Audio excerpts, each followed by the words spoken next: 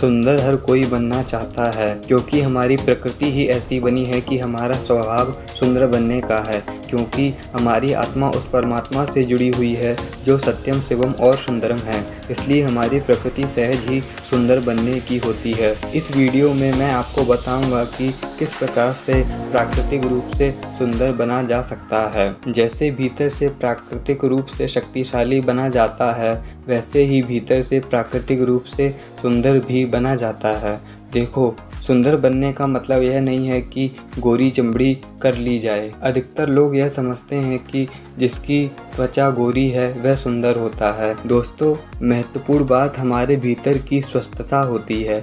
जो भीतर से स्वस्थ होता है वही बाहर से भी सुंदर दिखाई देता है। आज मैं इस भीतरी स्वस्थता के बारे में ही बात करूंगा। दोस्तों, बाहर से प्राकृतिक रूप से सुंदर बनने के लिए शरीर के भीतर 2 तत्वों की प्रचुरता होना परम आवश्यक है। इन 2 तत्वों के नाम हैं, पहला वायु और दूसरा रक्त।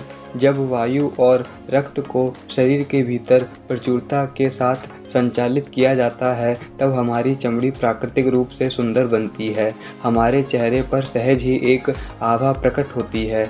यदि शरीर के भीतर वायु और रक्त का संतुलन ठीक प्रकार से हो रहा है, तो फिर बाहर से आप शक्तिशाली और सुंदर भी बनते हो। क्या होता है कि जब वायु को नासिका द्वारा ठीक प्रकार से ग्रहण किया जाता है, तब यह वायु अधिक मात्रा में फेफड़ों में प्रवेश करती है। जितना सांस को गहरा किया जाता है, उतना ही अधिक वायु हमारे फेफड़ों में प्रवेश करती है। दोस्तों, अभी तो हमारे फेफड़े 10-20% ही काम कर रहे हैं, तभी तो आजकल कोई प्राकृतिक रूप से सुंदर नहीं दिखाई देता है और उनकी कार्य क्षमता में भी तथा शक्ति में भी बहुत ही कमी होती है।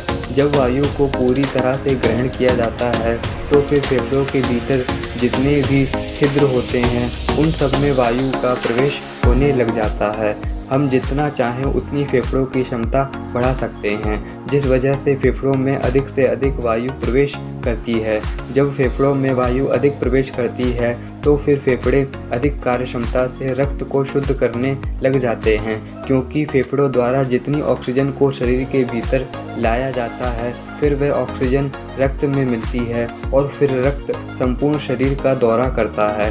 शरीर के भीतर एक सुई की नोक के बराबर जितनी भी जगह नहीं है जहाँ पर रक्त ना जाता हो। कहने का अर्थ यह है कि संपूर्ण शरीर में ही रक्त भ्रमण करता है। यह रक्त शरीर के सभी अंगों में जाता है और शरीर के भीतर की सारी अशुद्धता को लेकर आता है और उनको हृदय तक पहुंचाता है। हृदय रक्त को शुद्ध करता है और रक्त के साथ जो अशुद्ध वायु होती है उसको फेफड़ों में पहुंचा देता है और फिर फेफड़े कार्बन डाइऑक्साइड के रूप में उस वायु को बाहर छोड़ देते हैं। तो इस प्रकार से यह सारी प्रक्रिया चलती है।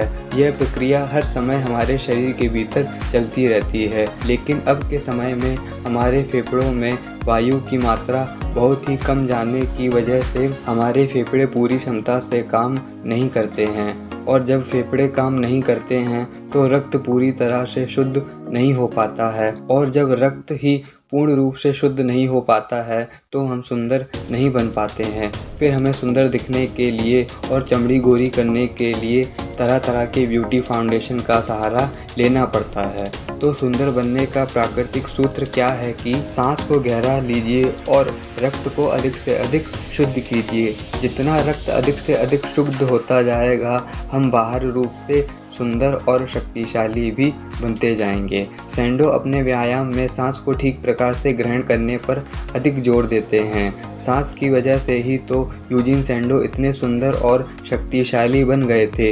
यूजीन सैंडो को उस समय अंतर्राष्ट्रीय सेक्स प्रतीक माना जाता था, क्योंकि उनके शरीर पर सुंदरता को स्पष्ट रूप से देखा जा सकता था। उन्होंने व्यायाम करते समय वायु को ठीक प्रकार से ग्रहण किया और रक्त के माध्यम से शरीर की एक एक कोशिका तक वायु को पहुंचाया। इस वजह से उनकी सारी कोशिका ऑक्सीजन तथा रक्त से युक्त हो गई। जब अंदर कोशिका को भरपूर पोषण मिलता है तो फिर बाहर से तो त्वचा पर एक चमक दिखाई देती ही है और ऐसे ही व्यक्ति को हम प्राकृतिक रूप से सुंदर भी कहते हैं और संपूर्ण शरीर भी सुंदर दिखता है तथा नेत्र भी चमकदार होते हैं। यूजीन सैंडो ने सांस और व्यायाम द्वारा ही शक्तिशाली और सुंदर शरीर को पाया। महत्वपूर्ण बात यह है कि आपको केवल गहरी से गहरी सांस लेनी है, बाकी रक्त की शुद्धि अपने आप होने लगती है और वह शुद्ध रक्त संपूर्ण शरीर में फैलने लगता है,